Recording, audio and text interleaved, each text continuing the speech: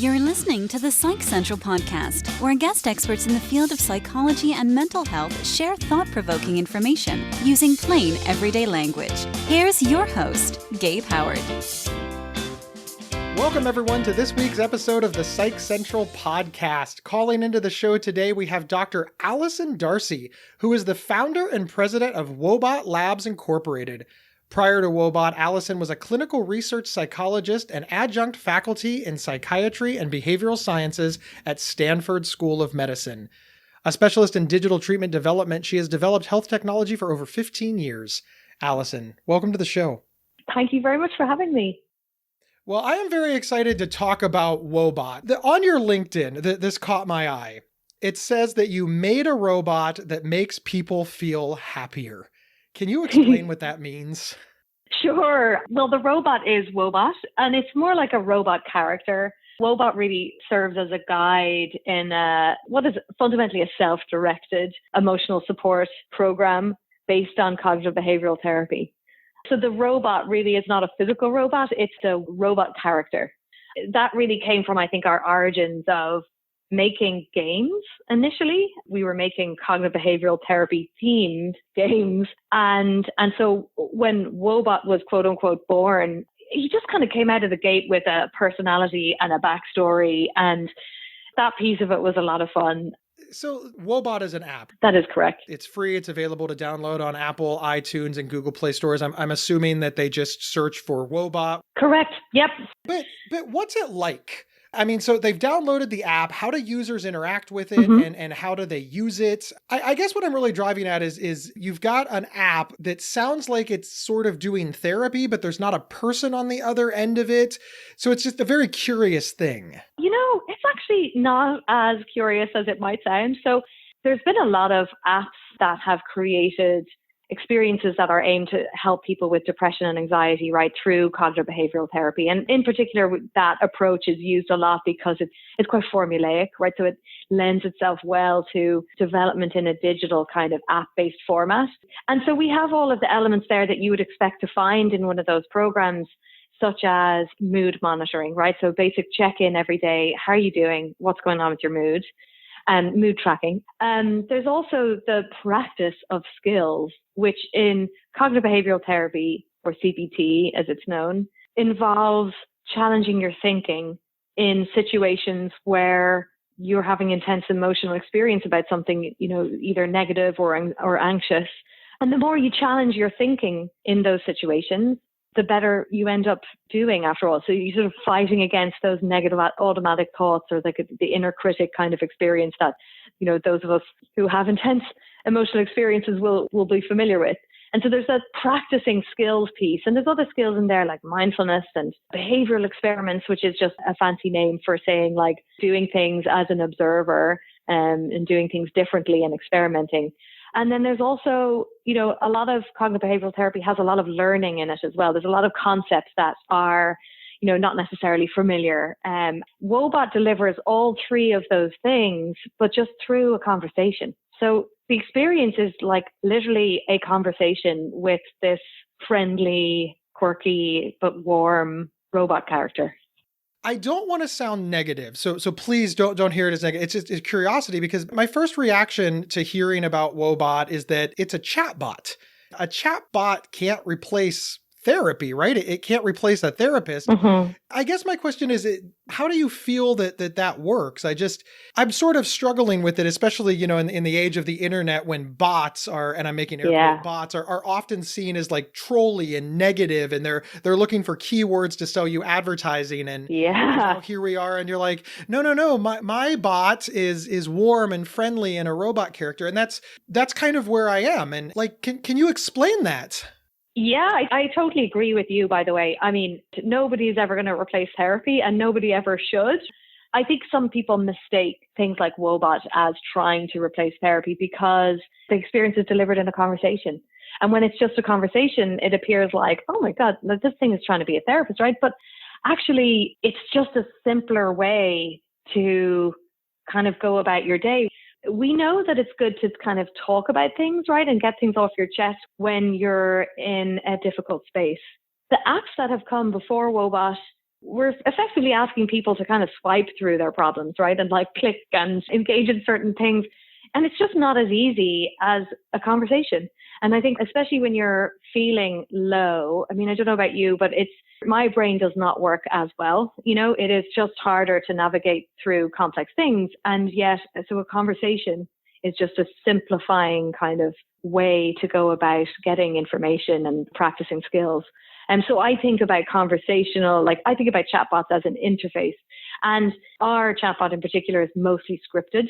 And so what you'll find is a conversational experience, but it's not a true AI in that it's, making things up as it goes along, for example, or it's not like the movie Her, I think you'll find the experience is just a lot more like scripted. In fact, I think what people underestimate, like the amount of design that goes into crafting the things that Woebot says. It's actually closer to like a beautifully written choose your own adventure self-help book than it is dystopian.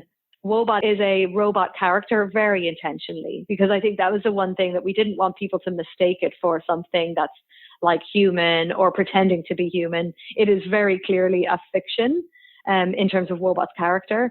And so that people are really clear that there is no person behind this, because I think that's part of what makes Woebot valuable as well, is that it's just a chatbot. So it can see you on your worst day. You can actually literally say anything to Woebot and he very clearly does not understand or is not going to be offended.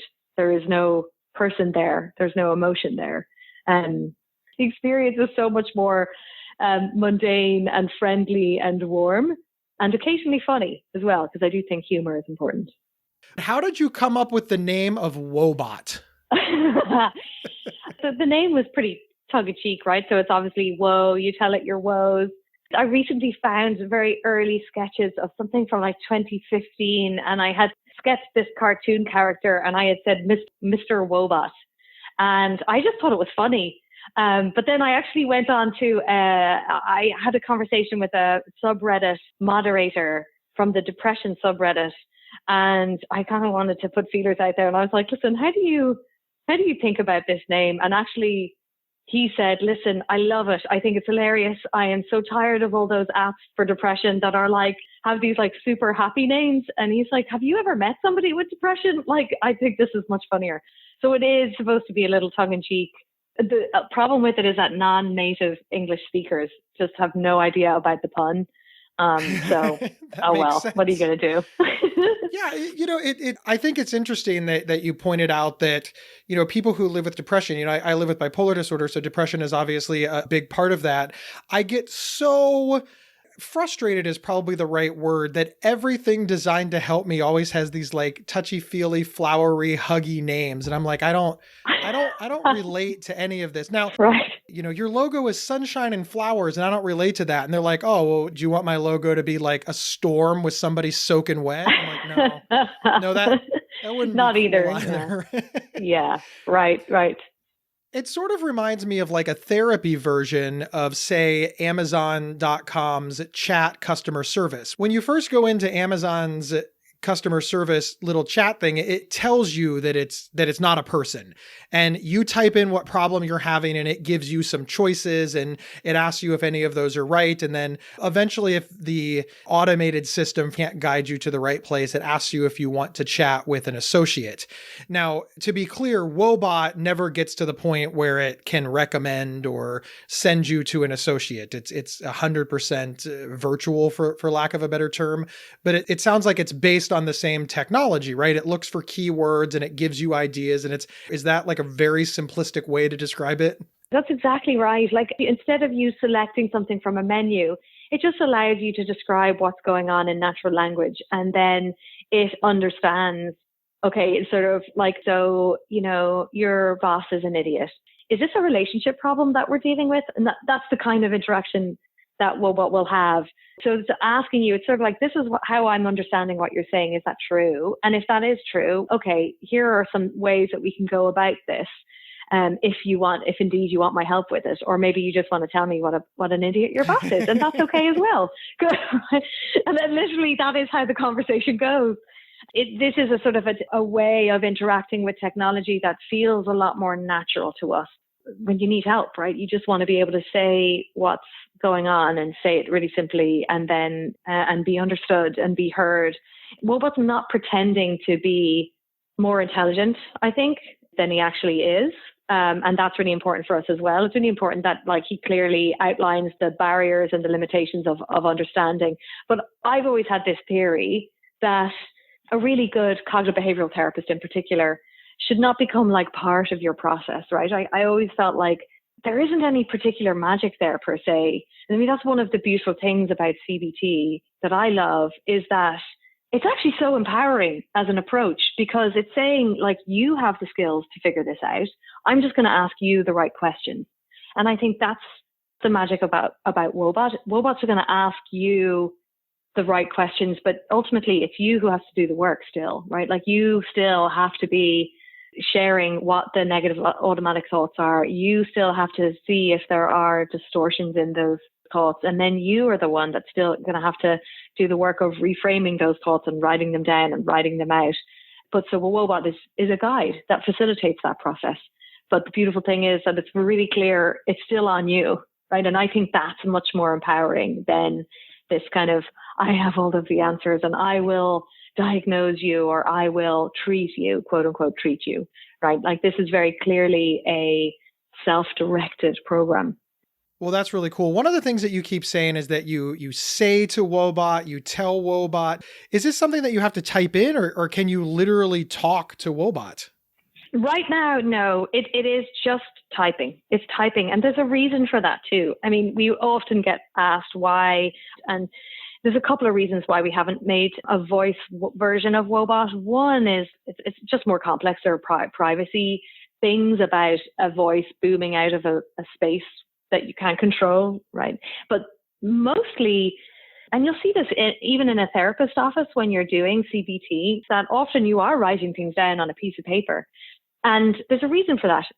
Writing down your negative thoughts is a process that we call externalization. You are literally getting it out of your head. And when you see that thought written down, looking back at you, it's kind of shocking. It's like, oh, wow, that's in my head. That's really interesting. And so there's value in that process of externalization, which is really just getting it down and seeing that thought in front of you.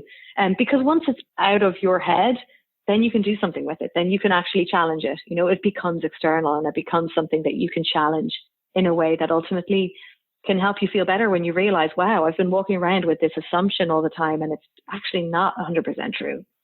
We'll be right back after these messages from our sponsors.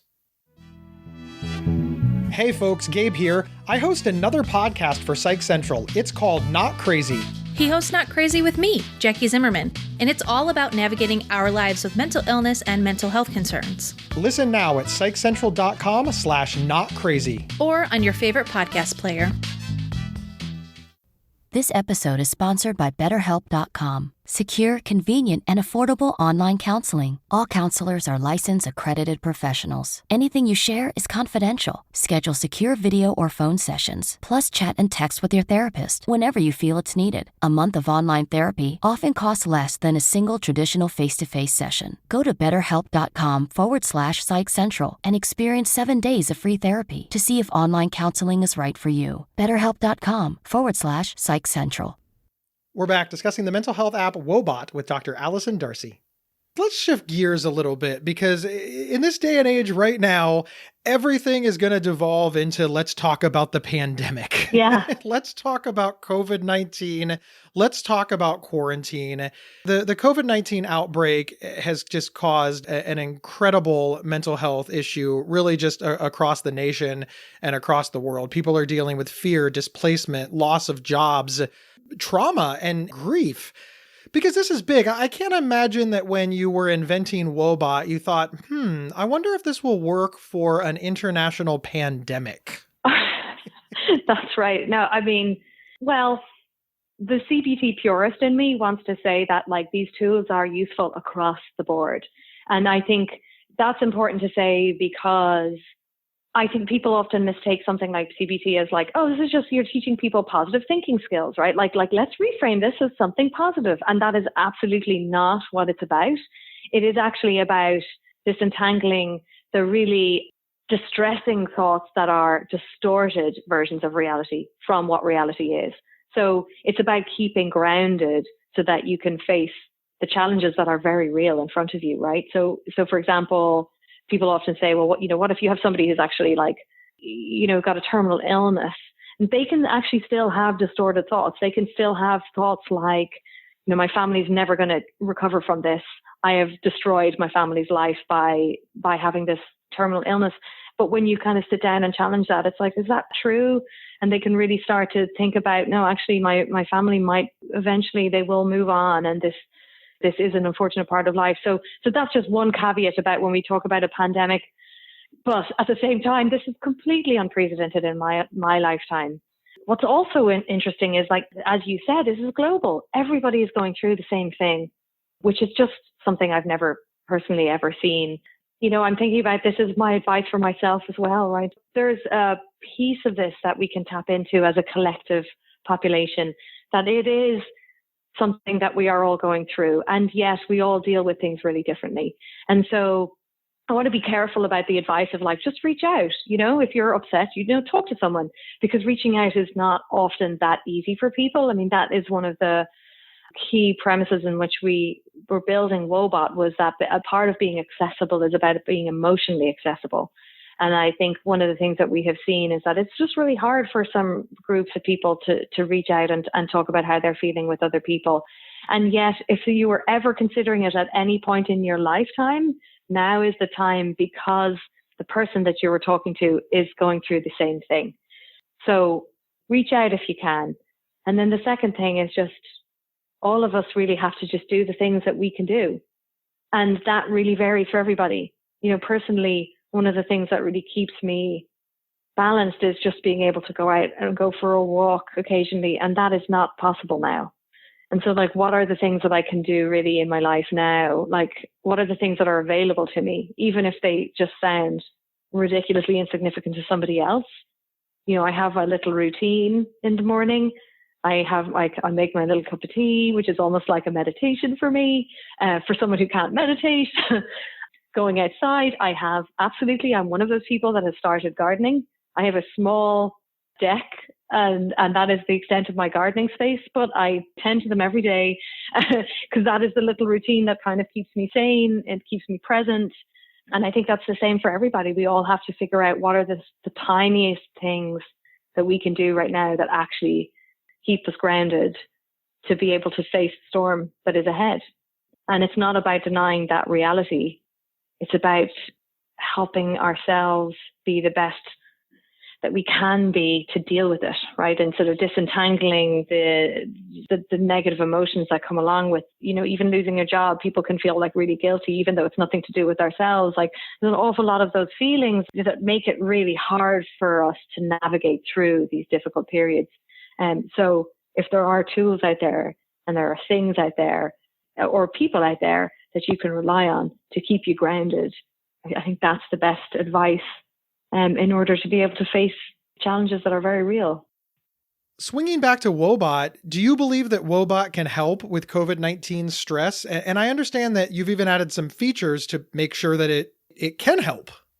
Yeah, it has. We've launched a program of content. This is another piece, I think, that we're so fortunate to be in a position to have been able to focus our attention as a company and everyone in the company on something that was meaningful to us and everybody we love, and potentially the world, right? So I think of this as a real gift for us, but also a lesson in getting through a pandemic is, if you have meaningful work to do, it really, really helps. We launched our COVID-19 program of content on March 17th. And we came together as a group and said, stress testing, the principle of CBT should be that the tools that we have in Woebot, that Woebot's delivering, should still work for this environment, right? But what other things do we need to build out and think about? And one of the things that we thought through was, do we really want to provide more information about coronavirus in an environment where we're actually pretty inundated by news, media, articles and things like that? And he says, you know what, probably not. So when someone reaches out to Woebot in a good mood, or they feel okay, they're kind of managing, but they're not reaching out in a moment of distress. let's give some things that are thought-provoking, lifting spirits, and just keeping people grounded. So we built, I just think, the most beautiful lessons. We call them lessons, but they're really stories that cover things from ideas for staving off cabin fever or ideas for reaching out to people electronically when it feels weird, to a study about chickens. And it's called Chicken Study for the Soul. And it's about a couple of chickens that were investigated. One chicken is given a fright and how the other chicken responds. And really the kind of learning therein is about the effect of us and showing up in a certain emotional state on other people and the effects that other people's emotional state has on us and how that's reciprocal. But we also built on some of the core foundational pieces that we have in regards to grief and financial worry. So we do have some tools in there for decision making, for example, and just a really nice program of content for processing grief that is based on interpersonal therapy, which has some really nice evidence-based tools, but it's really about Woebot sort of inviting the person to kind of process the grief at this time. Well, I think that is incredible. We're so close to being out of time. I just want to ask a couple of questions to reassure listeners. What's your approach to user information and privacy? Because some of this is, in fact, arguably, most of this would be confidential health information. I'm sure that nobody wants to download an app, say that their boss is an idiot, and then have that end up on the internet. Yeah. Right. That's right. Yeah. No, it's a great one. So all of the data that we see is completely de-identified. When people register, we ask for an email address so that if they change devices or lose their phone, they can kind of pick up where they left off in a program. But that email is kept separate to the conversational data. So basically what I'm saying is anything that you say to Woebot cannot not actually be traced back. Yeah, we're HIPAA compliant. We're actually GDPR compliant as well. I mean, we're a bunch of psychologists who really believe in a trustworthy place for people to be able to share what's on their mind in a confidential, anonymous way. Well, Alison, I love that. Can you tell our listeners where to find Woebot and everything that they need to know? I'm assuming that you have a website. We do. It's woebot.io, WOEBOT.io. And actually on the website, you get a flavor for what Woebot does. There's a little web widget there that I'm proud to say as part of our coronavirus initiative. It's been translated into Italian now for integration into the Italian Health Ministry's website. But you can get a flavor of like what a tool looks like through that. And you can download Woebot for free in the Google Play or iOS iTunes store. Alison, thank you so much for being here. And thank you to all of our listeners for tuning in. Please subscribe, rank, and review our podcast. When you share us on social media, use your words, tell people why they like it. And hey, don't be afraid to tag your friends. And remember, you can get 1 week of free, convenient, affordable, private online counseling anytime, anywhere, simply by visiting betterhelp.com/psychcentral. We will see everyone next week. You've been listening to the Psych Central podcast. Want your audience to be wowed at your next event? Feature an appearance and live recording of the Psych Central podcast right from your stage. For more details or to book an event, please email us at show@psychcentral.com. Previous episodes can be found at psychcentral.com/show or on your favorite podcast player. Psych Central is the internet's oldest and largest independent mental health website, run by mental health professionals. Overseen by Dr. John Grohol, Psych Central offers trusted resources and quizzes to help answer your questions about mental health, personality, psychotherapy, and more. Please visit us today at psychcentral.com. To learn more about our host, Gabe Howard, please visit his website at gabehoward.com. Thank you for listening, and please share with your friends, family, and followers.